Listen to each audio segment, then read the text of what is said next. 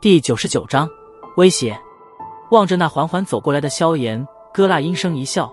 这种刺头新生他见得很多，不过最后大多都没什么好下场。在招生的时候挫新生锐气，几乎是迦南学院一种不成文的规矩。